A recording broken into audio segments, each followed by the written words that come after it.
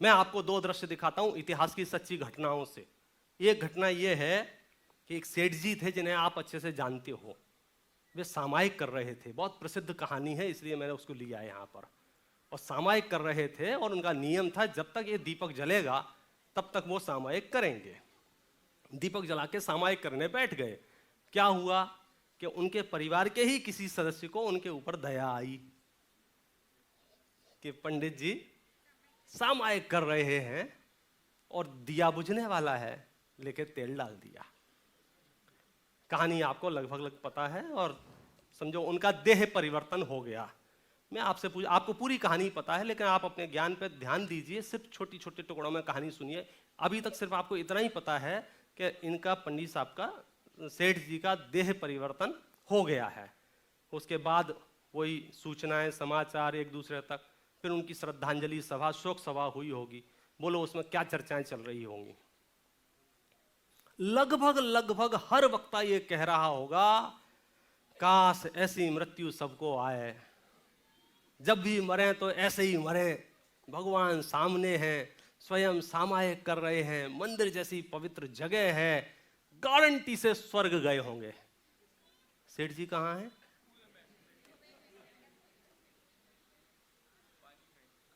एक के दिमाग में भी ये बात नहीं आ रही होगी क्योंकि सारे के सारे लोग बाहर की परिस्थितियों से निर्णय करते हैं।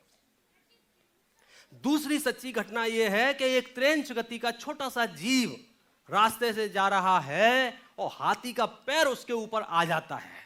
हाथी का पैर का मतलब आप समझे, उसकी आंखें बाहर, आंतें बाहर, पेट चमड़ी एक हो गई। मतलब उससे ज्यादा दर्दनाक मृत्यु और क्या हो सकती है।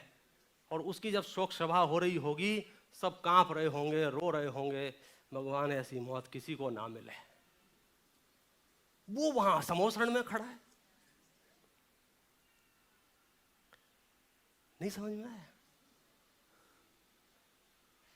दो सच्ची घटनाएं मैंने आपको इसलिए बताई हैं कि आप अपने दिमाग में यदि फटाफट सर्टिफिकेट बांट रहे हो, पंडित जी यहां से सेशन करके पूरा करके निकले और बाहर टकराए और 3 टुकड़े हो गए, अरे अरे बुरी मौत हुई है। ये निर्णय करने का आधार ही तुम्हारा फर्जी है। बुरी मौत और अच्छी मौत का निर्णय कौन करेगा? बोलो, परिस्थितियां क्या आपके परिणाम? तो दुनिया क्या समझ रही है इससे कोई फर्क पड़ने वाला नहीं है। जंगल में हो, वन में हो, अस्पताल में हो, घर में हो, कहीं भी हो, अगली गति का जो बंद होगा वो बाहर के आसपास के संयोगों से नहीं होगा, वो आपके परिणामों से होगा। वो मेढक दर्दनाक मृत्यु के बाद भी समोसरण में हाजिरी देता है, तीर्थंकर परमात्मा की वाणी सुनता है। और यहाँ सेठ जी मंदिर में मृत्यु हुई है उनकी और तेज गति में चले जाते हैं।